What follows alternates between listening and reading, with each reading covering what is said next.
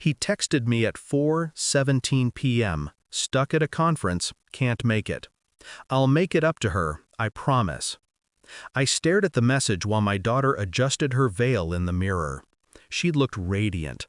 My reflection beside hers, calm, unreadable. Her father should have been there, walking her down the aisle. But he was in Paris, tangled in the silk sheets of another woman's hotel room.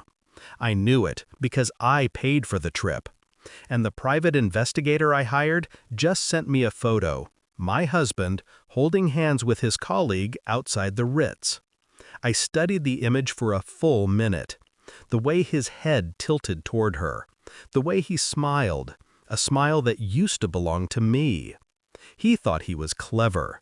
Thought his careful lies and late meetings built a wall high enough to hide behind. But I've spent 24 years learning how to read him.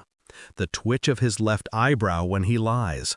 The subtle tightening of his jaw when he's cornered. And tomorrow, he'll be cornered for good. We met in college. He was the boy who quoted Camus in coffee shops, who looked at me like I was an answer he'd been searching for. I fell hard, fast. He proposed under the old oak tree on campus, said he couldn't imagine a future without me. I believed him. He built our life with charm and precision. The business trips, the promotions, the house with the white shutters. He provided everything except the truth. I used to think betrayal came suddenly, like a slap. But it doesn't. It seeps in, quiet, consistent, until you realize the love you're clinging to has already rotted beneath your hands.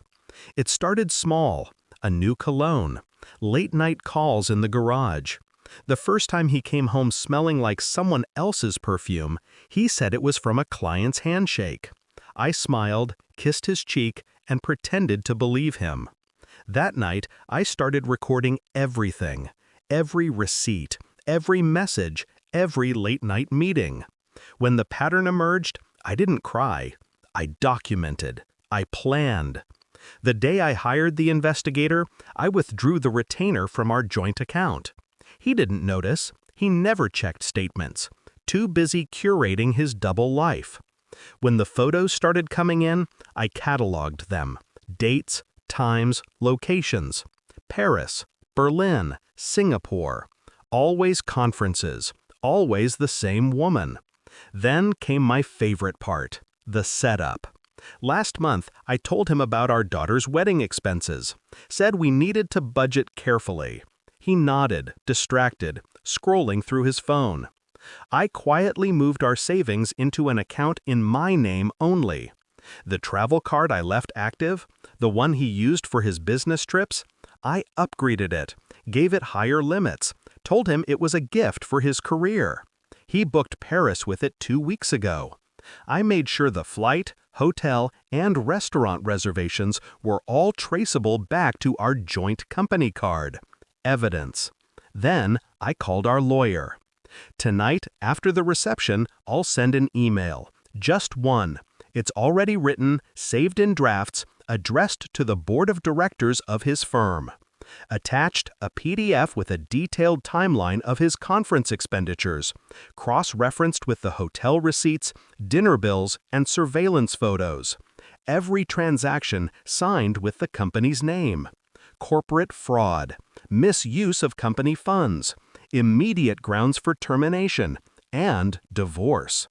He'll wake up in Paris tomorrow to find his accounts frozen, his access revoked, his reputation collapsing before his morning espresso. I've scheduled a courier to deliver the divorce papers to his hotel suite at precisely 9 a.m., just as the board meeting begins back home. The envelope contains everything, the photos, the charges, the signed affidavit. He'll open it, still wearing that smug smile, and realize it's all over. At the wedding, I give the toast. My hands don't shake. I speak of love, of loyalty, of choosing someone who will stand beside you even when the world trembles. My daughter doesn't know the double meaning in my words, but I do. When the music starts, I step outside. The night air is cool, cleansing. I check my phone. Another message from the investigator. A final photo. My husband sitting alone at a Paris cafe. His face pale, phone in hand. The woman is gone. The conference canceled. The headlines already circulating. Senior partner under investigation for misappropriation of funds. I save the photo for closure. There's a strange stillness that follows revenge. Not triumph, not joy, just silence. The kind that comes when justice has been carefully, quietly served. He'll return home to find the locks changed, his name stripped from every account, his office cleaned out. Everything he built, gone. Not by accident, but by design. My design. Tomorrow, his world crumbles.